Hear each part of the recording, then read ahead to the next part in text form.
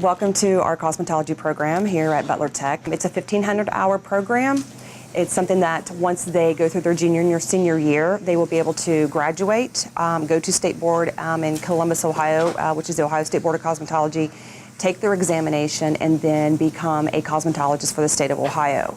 That's an exciting thing for these students to be able to graduate from a high school program and then also get their state board license to be able to work. So they can further their career also in another college field that they pursue that they want to do, or work in the cosmetology field because they will have their license. Basically, we offer everything here for them. We do the hair, the nails. We also do facials. We do manicures, pedicures, highlights, lowlights. Basically, anything that a hairstylist can do, these students will be taught that here at Butler Tech.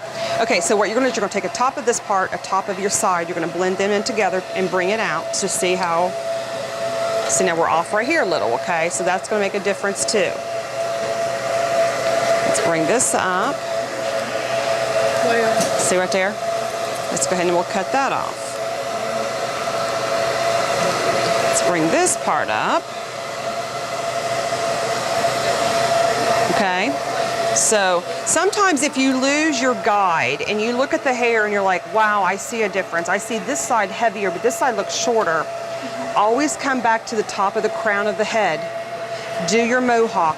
Just double cross-check yourself, and then you're going to find it, just like we're finding it now, that we always do that.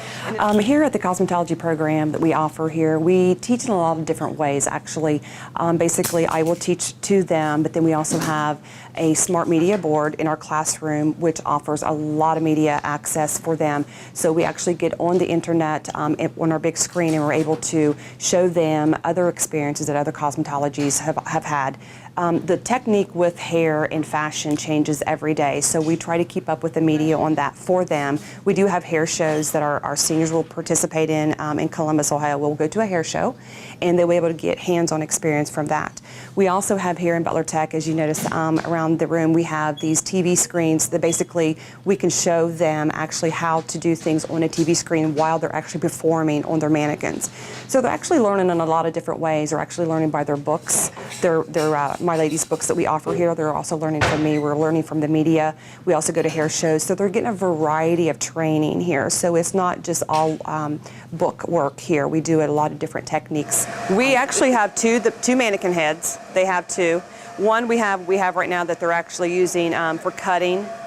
The other mannequin head has longer hair, and we use that for roller sets. We keep that one because we're going to keep that for State Board next year. So we just kind of use it for roller sets and perm rods, and we'll do some hair coloring to it, some things like that, but we don't cut on it. My name's Abby, and I like this program because it really gives juniors and seniors an opportunity to pursue what they like doing. And I don't really think you get this opportunity much other places. I enjoy doing hair. I have a passion for hair and doing nails and looking pretty. It's fun. And Miss Bonnie is a great teacher. She really inspires you to do what you want to do. I was styling my mannequin that was layered yesterday. We just started hair cutting this week. And it's pretty fun. I like hair cutting a lot. It's something I think I'm going to enjoy doing in the future.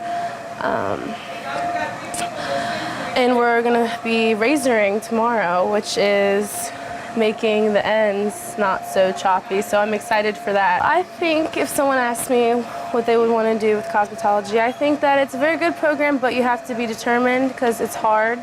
It's not just about doing hair, it's about the sciences and the applications, and it's a lot of work, but if you want to do it, it's really a good thing to pursue because it's easy, but you just have to have the book work, which is the hard part. So you just have to want to be able to do it. And if you want to, then you can do it. So I think it's a good program that people would want to join if they like doing hair. But at this time, our students as juniors have not been tested out to be able to perform on their clients or family members to come into here. But now next year, when they become a senior, they will be able to have clients come in here. We will also have family members come in here so the family members can experience and see what they're being taught, which is a great opportunity for them. And it's an easy way for them to build up a clientele with their senior year. So basically the students can sit, have a client, or vice versa, you know, however, because we have students work together. One is your stylist, one is going to be a client, and we do a little role play to get them ready, you know, get them ready for the client world. Right now, as a junior, they're learning, they're getting hands-on experience with their mannequin heads and things like that, as you can see. But next year, as a senior, it's going to be a great opportunity for them to be able to expand, bring clients in, bring their family members in, and then they can build their clientele up. So they have to test out as a junior to be able to further on as a senior to be able to do that. Okay, so what you're going to do is you're going to slice this down, you're going to bring it up, and you're going to bring it up to the 180, and you're going to double check it, which is what you're doing here. Bring it back down. Slice it and go to the other side, bring it up, bring it straight up to a 180. Now see how the other hair's falling out? So basically this top part's longer. So we need to go back to the top of the mohawk area and find out this mohawk, where we're losing and disconnected from the back. Okay, so let's go back up here. Let's find out why, when you go like this and do your 180, you gotta find out why these little pieces are falling out. Something's not right. That's in the crown area, so therefore our mohawk must be off balance, okay? So let's go in and double check that. Take a slice on the top, bring it up. Now when we bring this up, what are we bringing it up to? What are we bringing it up to? What is this? What is straight up? I don't know. 180, correct, 180. We're gonna bring it straight up. Let's go ahead and cut this part, okay? Take a piece of the other part, the front, add it to the back of your guide. This is your guide, okay? Bring it straight up. Now, do you see where exactly?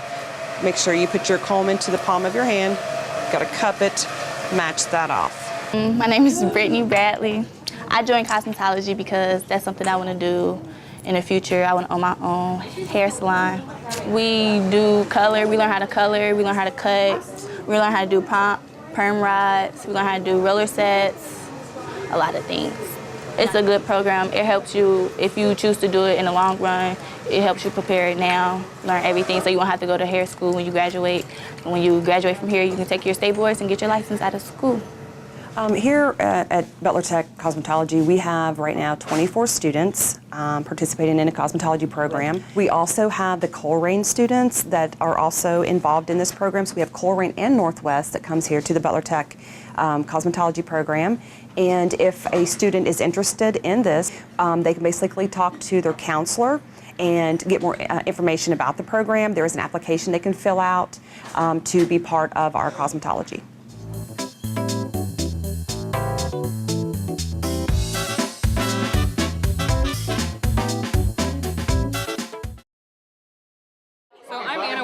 I'm with the Greater Cincinnati Homeless Coalition, and today we're partnering with Northwest High School District to do a panel on people experiencing homelessness. So all of these students prepared different questions that they had about individuals experiencing homelessness, and myself, an individual from Lighthouse Youth Services, the Drop-In Center, and Prince of Peace all came together to answer questions. Hi, I'm Evan from White Oak Middle, and our question are, what are some of our, or any general school district's responsibilities when it comes to students who are experiencing homelessness?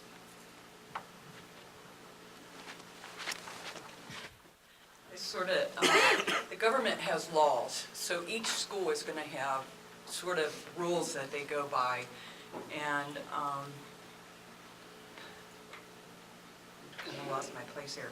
But they're going to make sure that children are kept in their school, especially at Cincinnati Public. If you are going to one specific school and you become homeless, Cincinnati Public has a program called Project Connect, and they're going to make sure that that student gets to go back to their school.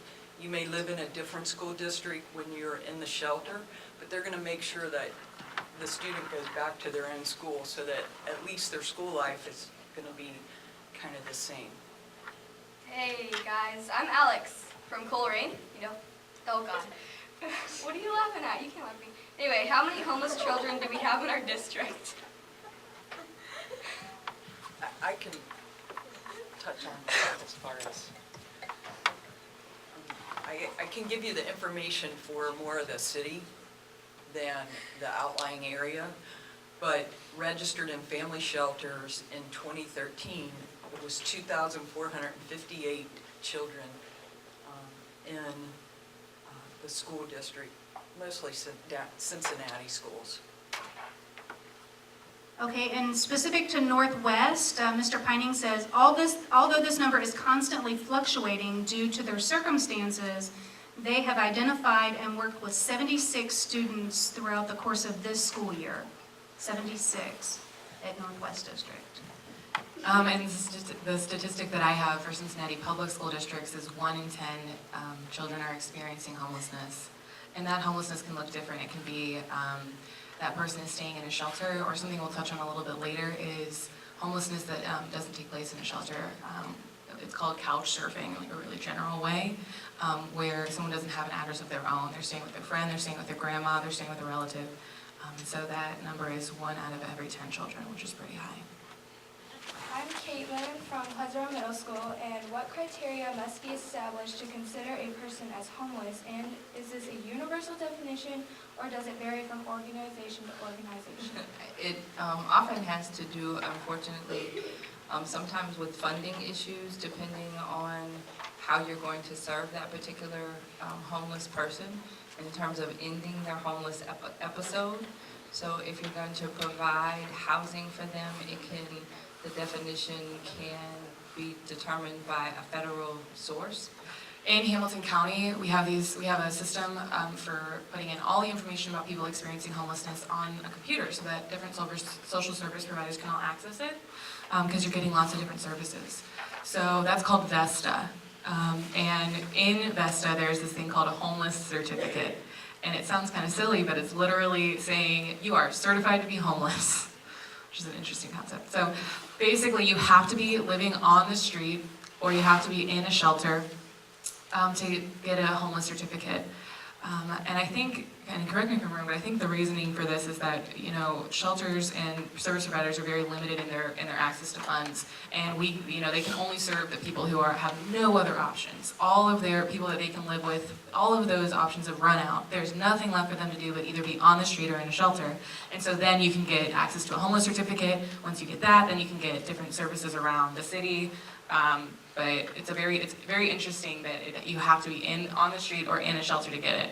Like at the Homeless Coalition, you come in, you can get any of our services, which are just an address or a cup of coffee or using the phone. You can self-identify with us, but yeah, it's all about the homeless. Both those answers are connected, because if you have a homeless certificate, then that adds data, then therefore is ammunition for coming back to the government agencies to get more funding. So it kind of is like a circle. If we're just giving services to people without getting plugged into that system, it's kind of not helping them. It's not increasing the types of services that we can all offer. Does that make sense? And quite often homeless people come to me, or us all, and they don't have an ID. I don't know how this happens. I can't explain it. But I don't have an ID. I don't have a birth certificate. I don't have a social security card. It got stolen, it got robbed, and lost my stuff. They don't have a place to put their stuff, so they hide it behind a dumpster or something, and it gets robbed or lost, whatever. They don't have those things, and so they have to start from scratch. A homeless certificate is a really good way to start. Hi, I'm Jake Lane from White Oak Middle School. I'm Emily Shive from Pleasant Run Middle, and how can we help as individuals? Specifically, what one thing could we do to help the homeless situation? One thing I think that everyone can do to help the homeless situation is something simple, just having compassion for your fellow man. As homeless people, I used to be homeless myself, and one of the problems that homeless face is the fact that, like we have said before, they're having the worst time of their life. They're actually being in a situation where you're homeless. You have to realize that at this point in time, you might not have friends, family, all the people and the ties that were very close to you are now gone. That's what left you in a state of homelessness. So now you're at a point in your life where you feel like no one cares about you. So just having compassion to show you care, whether it be simple as acknowledging someone with eye contact, where some people all day long, as they sit there and be homeless, everyone walks past as if they don't exist. As simple as just saying hi. It might actually not get them out of their situation, but that will make their day-to-day easier if they felt like they were one of us. Hi, my name is Madeline Williams, and I go to Coleraine Middle School. My question is, what roles do violence and narcotics play in the increasing numbers of those experiencing homelessness? Out of those two, I would say narcotics does play a role. By narcotics, I mean any kind of drug addiction or alcohol as well. So alcoholism is a major daily event that happens in the inner city, especially some homeless, not all homelessness. So that's a misnomer to think that all homeless people are drug addicts or alcoholics. And in fact, the people at Prince of Peace whom we served, I'd say you can't look inside each individual, but I'd say 40 to 50% play some kind of role in that kind of lifestyle. But the other folks are not. But in terms of an example of something that occurs, like for example, there's a gentleman that I know of, I won't give you his name, but he's a crack addict. And he patterns, he structures his whole day around doing crack. So he panhandles on a street close to our church. He sleeps outside, and in the winter months he intentionally gets arrested, so he stays at the Justice Center. Then he gets out the other 9 months out of the year, and he panhandles a certain period of time, especially when people are on Vine Street, which is very popular now. And then he'll, as soon as he has enough money, he'll get his crack, and then everything else falls from there. Crack is the most important thing, and then everything else, food or clothing or whatever, is secondary. So there's lots of folks that have that issue. There's, on the other hand, other folks that don't have anything to do with crack or alcoholism. Quite often, folks are doing drinking beer or smoking dope or whatever at the same time. An important thing to know about homelessness is that the rising demographic, the people that we're seeing more and more, are families and children, right? So when we think of someone who's homeless, we kind of think of that person on the street with the sign, flying the sign, right? But that's not the case. We're seeing a lot of the invisible homeless. That's what we kind of call them. So these are the people who are couch surfing. And so my statistic that I have is 26% of people experiencing homelessness use drugs or alcohol. An important thing to know about that as well is that what came first? You know, people become homeless for many different reasons, especially because of the recession. You know, you lose a job, a lot of people are a few paychecks from being homeless, and if someone in your family has a crazy medical bill or someone gets laid off, boom. I mean, you're in that situation. And then sometimes it can be a chicken or the egg question. Do you become addicted to drugs and alcohol and then become homeless, or do you become homeless and then turn to drugs and alcohol as a way of coping? So that's an important question to think about. The other thing about violence is that when we're talking about violence, I think it's exactly right. We think that the homeless are violent, maybe be violent people, but the reality is people are more violent towards the homeless. We have hate crimes that happen all the time around our country where people attack the homeless just because they're homeless in really violent ways. But the other thing around violence I want to talk about was domestic violence. Are we all familiar with what domestic violence is? So these families with children that we're seeing, a lot of the times domestic violence is a reason that they're leaving their homes. And we have a family shelter that is specifically for that type of demographic. Families who've experienced domestic violence who then became homeless because of it. So I think it's a really important question that we just asked. It's really complex, and I think that we just need to break it down. I'm Bailey from White Oak Middle School, and our question is, what is the most common cause for homelessness in Cincinnati? And also a follow-up to that, there was also also nationally, if you know those statistics. One of the greatest causes of homelessness is actually two, but I feel like one of the main causes is lack of affordable housing. And affordable housing is 30% of your income. So pretty much if you make $1,000 a month, then $300 a month should be able to provide you with housing, electricity, water, everything that your household necessity is. And when you get out here in the bigger world, you'll understand that does not happen. You know, most apartments, according to minimum wage, you will never be able to afford a two-bedroom off of minimum wage.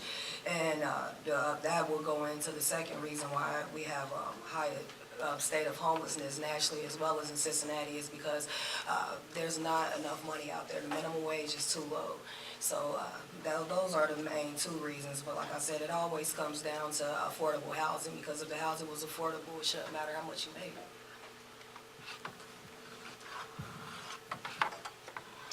Also in Hamilton County, which is one of the largest counties in the state of Ohio for children in the child welfare or foster care system, 40% of the youth who age out of the foster care system, who have been in foster care at age 14 and up, will eventually become homeless after the age of 18. So that's a very high statistic, and one that we're really looking at across the state, trying to increase the age of foster care through the age of 21, so that youth will continue to be able to be served by the county and the state systems and be able to continue to receive assistance to increase their ability to be self-sufficient and able to maintain a stable life throughout, through the age of 21, so that at 18, they're not out of the system and on their own, and therefore more at risk of homelessness. Did you say 40%? Of the youth who age out of the child welfare system, who have been in foster care since the age of 14. A little bit more, a couple more statistics about affordable housing. In Over the Rhine in the 1980s, when we see this rise of homelessness, because one thing I want to point out to you is homelessness has never existed like this before. This is new. The things that we're seeing now are very new. In the 70s, we had about 350,000 people experiencing homelessness annually. And in the 80s, because of budget cuts to things like affordable housing and social services, we get to the number we're at today, which is 3.5 million individuals experiencing homelessness. That's an incredible jump. And it's because we have lost so much affordable housing, and we can see that in the city here. So in Over the Rhine in the 70s, there were 5,540 units of affordable housing. Does anyone guess how many there are today? 1 million. No. Over here? Less than that. You're correct, it's less than that. It's 1,120 units. In downtown Cincinnati, there are around 2,000 units. Does anyone want to guess how many units there are in downtown Cincinnati today? I'm not calling on you again.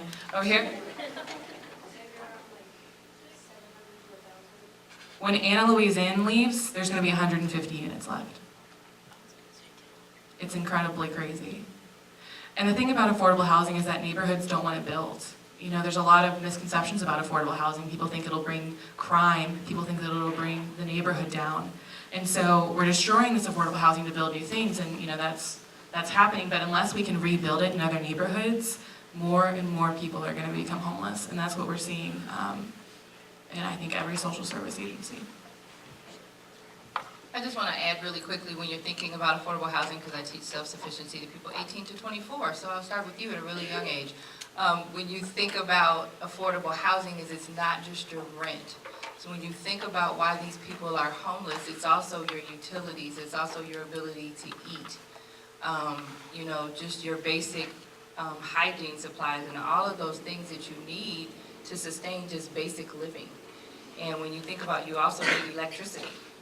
You also need heat, you also need water, and those things, it just is above and beyond your rent. So that $400 apartment easily becomes $600 to $700 a month. That a minimum wage is not going to sustain you. And then what all of you want at age 16 is what? A car. And it doesn't run by itself. It needs gas, it needs insurance, it needs maintenance. And so all of those things have to factor in. And if you don't have a car, you get places by what? Walking, bike. Huh? A bus. That costs. And buses are even more, teleportation. And he's the scientist of the group. And a bus pass is even expensive. And so a lot of the people, homeless people, can't even afford a bus pass. So you have to factor in all of those other things, and all of that leads to homelessness because you can't afford all of those basic things that you and I may take for granted.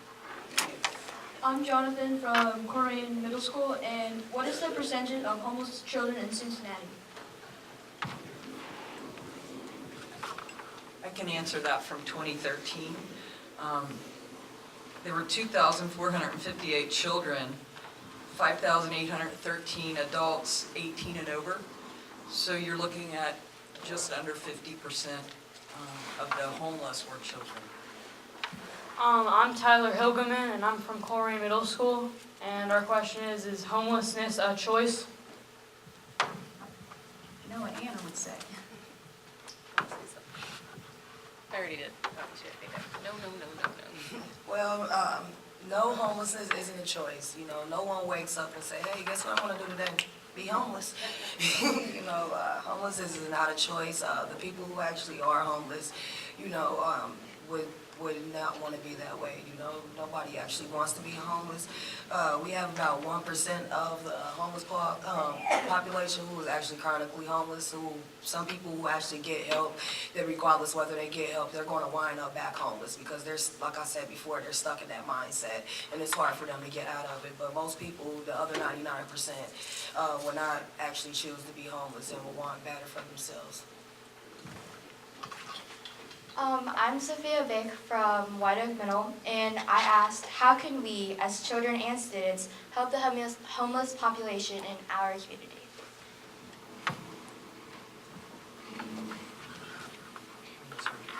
From my perspective, I think that you need to find a homeless program that you can be supportive to.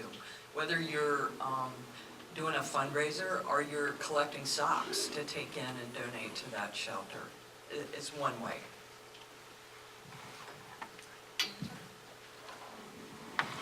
I think one of the other things is, I think Hannah talked about the hidden homeless, and they are sometimes hidden, but they're also sitting right next to you sometimes, and you may not necessarily know. So I think Lauren mentioned sort of that humanistic approach to always being kind to your neighbor, because you never know what they're really going through, and they're not necessarily going to tell you.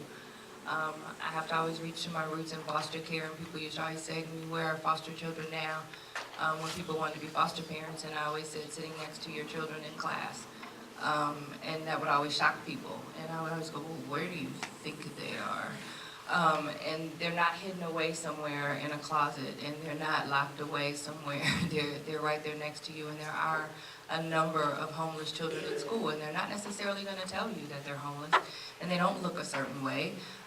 But understand they can be sitting right there next to you. So what is it about you and about your spirit and about how you're willing to reach out and help the next person? Because you're not always going to know, because they're not going to identify that they're necessarily homeless. So what are you doing just about being a helpful person in society and helpful in who you are and willing to reach out and help another person? And then on the advocacy side, one thing you can do is tell one person today when you get home what you learned today. Education is the beginning of advocacy. And then one thing that I really want everyone to walk away with is, when we're talking about folks experiencing homelessness, it's really, really important to do person-first language. Does anyone know what that means? Person first.